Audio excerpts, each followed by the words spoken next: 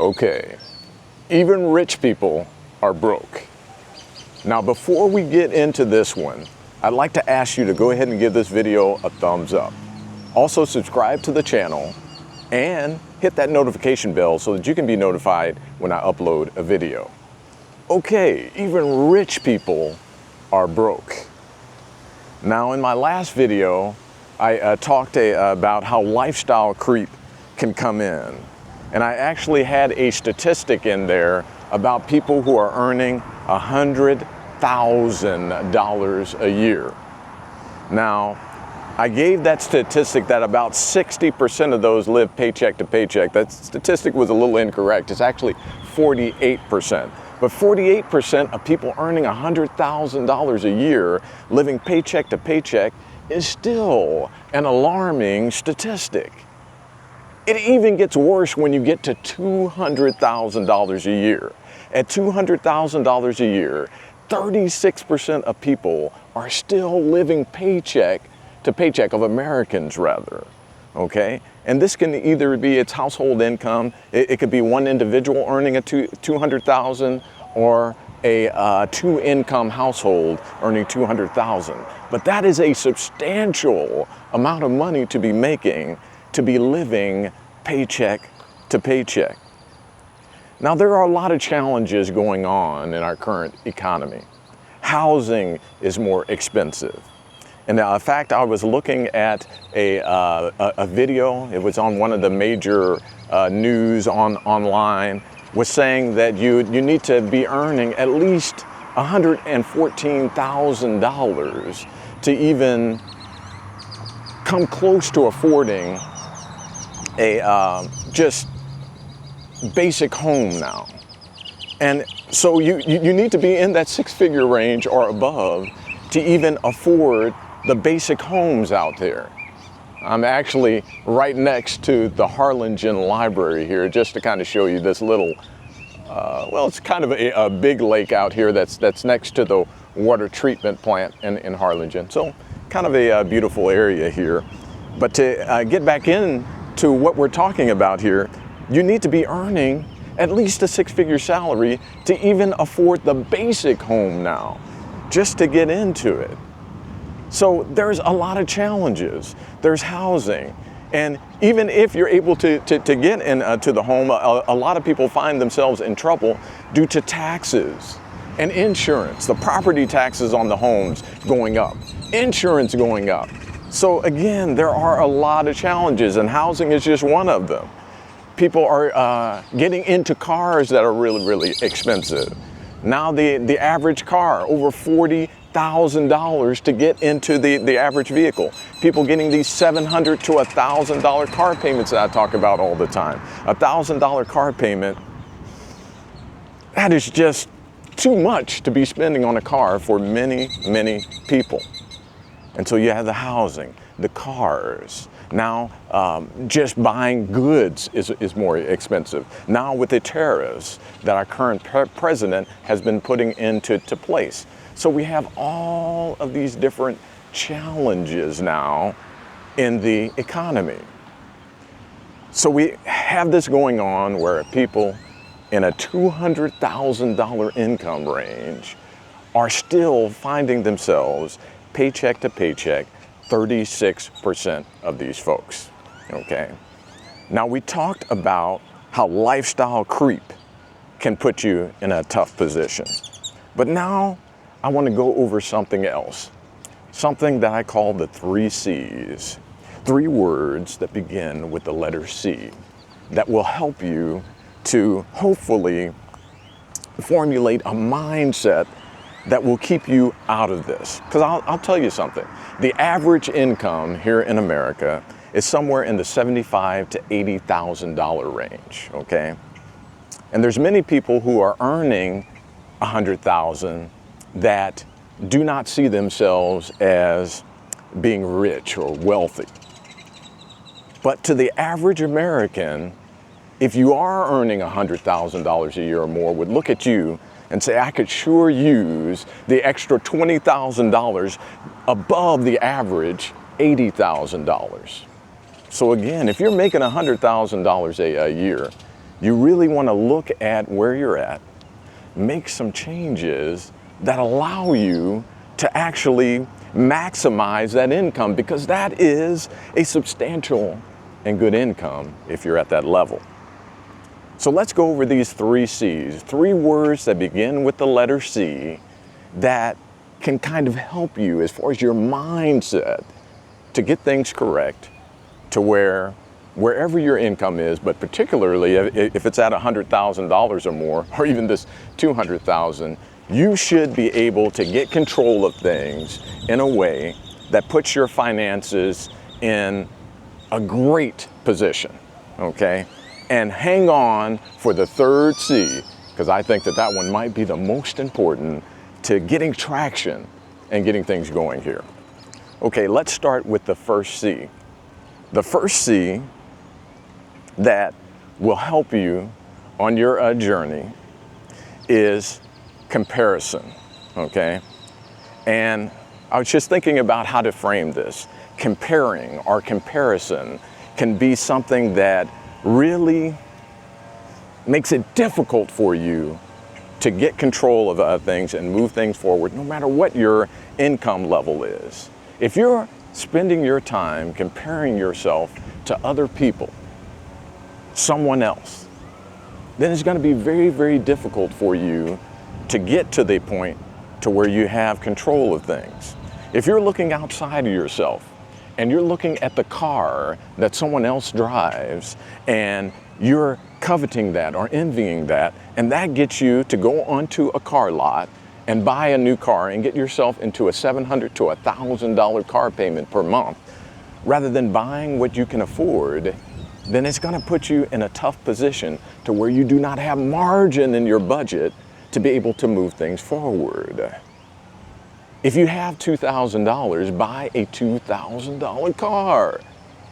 And yes, there are $2,000 cars out there. How do I know?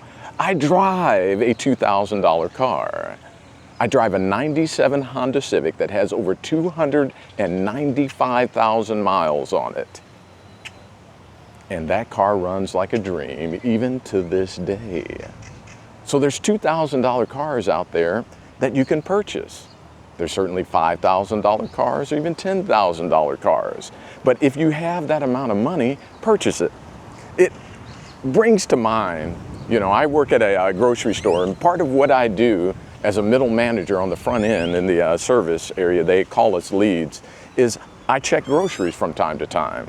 And I had a customer come through who had a son that used to work with us, and his son moved on, got his degree, and works in, I believe it's in computers, some kind of technical job in computers. And anyway, he's doing well and has a good salary. And they were telling me the story of him going on the lot and purchasing a new car. And the dad was really, really proud of the son, because the salesman was asking him, do you have a $5,000 down payment?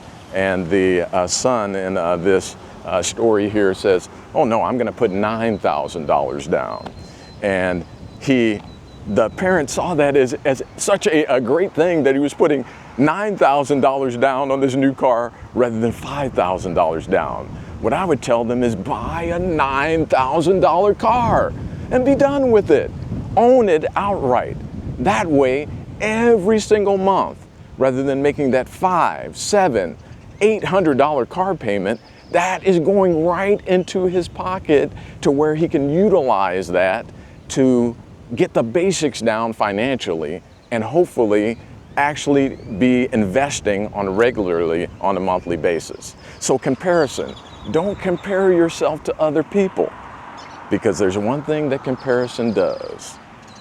Comparison is the thief of joy. Comparison takes your joy away. And that kind of comes to the next thing. Be careful of comparison, but comparison can take away your contentment. That's the second C. Being content. Being thankful for what you have and where you're at. Knowing when and where enough is enough.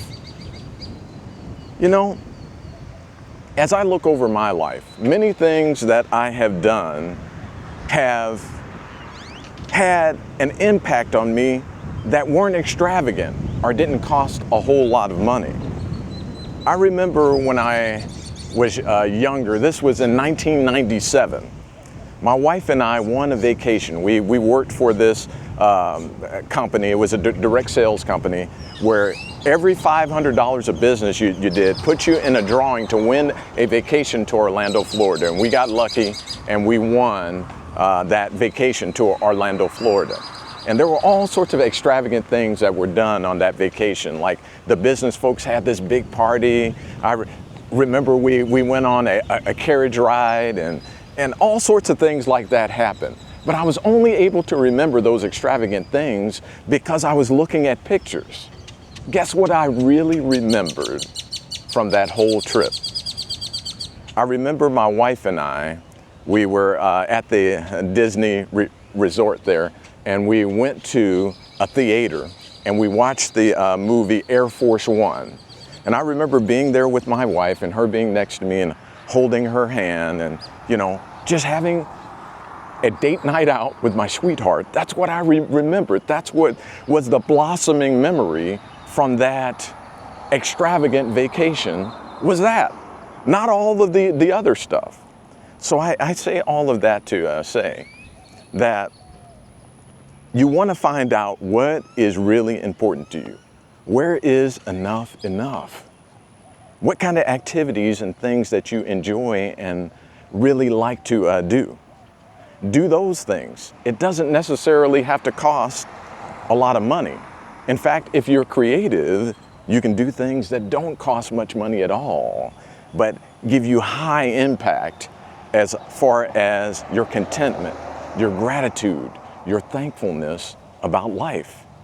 And it will not rob you of the resources that you need later in life and even sooner in life. You can definitely have a much better lifestyle if you're willing to make a few sacrifices short term to have better outcome long term. And long term can mean 1 year, 3 years, 5 years from now. But you have to find contentment. You have to find gratitude and thankfulness right now for what you have right now. And savor that. Know what's important to you. There's a financial person who actually, I Will Teach You to Be Rich, I think is his series. There's a series on Netflix that he did, I'll Teach You to Be Rich. I can't recall his name right now, but he talks about a concept that I really like, about spending money and resources and that sort of thing on things that you really love, and then relentlessly cut expenses on things that don't matter to you.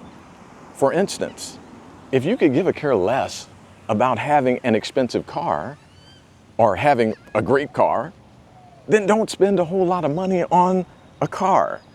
Just get the basic that you need and have that taken care of for the least amount that you can with having reliable transportation. And let's just say that traveling is more important to you. Then by saving money, by not spending on a brand new car and having $700-800 a month payments, then you have a little room or margin in your budget to save some over time and take a trip that you might enjoy a whole lot more. That's just a quick example.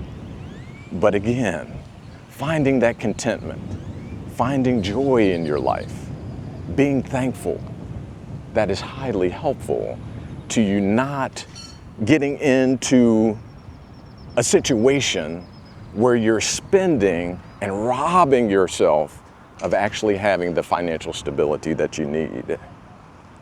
And then there's the final C. Really what I think is the most important C, and that is celebration. It is important to celebrate. It is important to look at whatever milestone you hit and to congratulate yourself, to celebrate, okay? Often people think that celebration needs to be extravagant and cost a lot, but it doesn't need to. Often on this channel, I talk about the basics. Saving $2,000, looking at if you have a company match where you work, or even if you don't have a company match. I really like Roth IRAs. So taking a look at that and seeing what small portion you can put aside.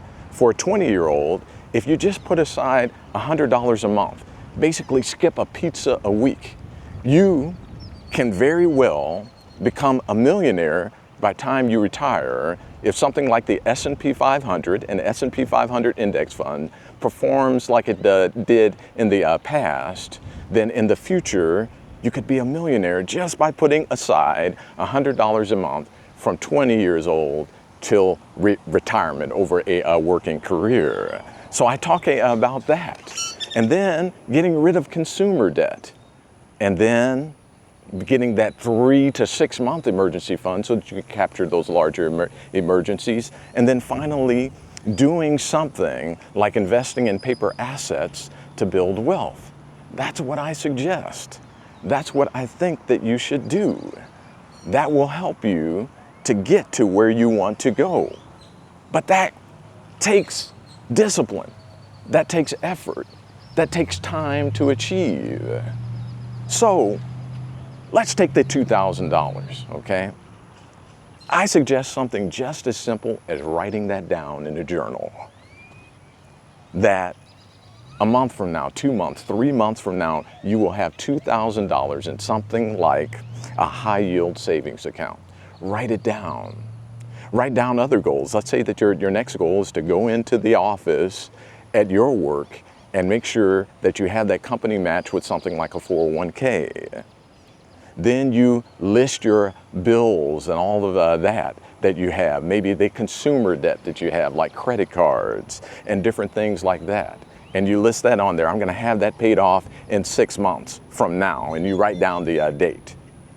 Well, if you just go back and check it off, I'm filming, but I could check, hold on just a moment. 224, thank you. Sorry about that interruption, but you write all of that down in a journal and check it off. When you achieve it, check it off. That is a celebration. That can be that moment where you're like, yes, I did it, okay? So that's important to do things like that. Maybe it's something as simple as, I remember in college, I enjoyed just taking a walk at the park with my wife. So maybe you achieve something and you just go for that walk in the park that says, yes, I made it to that level. I paid off those debts. Check it off. Go have that wonderful day at the park. So again, these things don't have to cost much, but you want to have a celebration. You certainly can have a more extravagant celebration, but you just want to be careful that it doesn't take you backwards from the goal. If you get to a point to where you save $2,000 and then you blow all of that with something extravagant like a vacation of some sort, then you've kind of thrown away all of that work. So just make it in proportion so that you're moving forward in your plan. I hope that these 3 things help. Be content. Don't compare yourself to other people. And that comparison is a first, and be content with your life. And then finally, celebrate the little wins as you go along. Again, I would ask you to go ahead and give a thumbs up if this information has been helpful to you. Go ahead and subscribe to the channel and hit the notification bell so that you can be notified whenever I upload a video. Again, thanks for coming along with me and listening. Take care.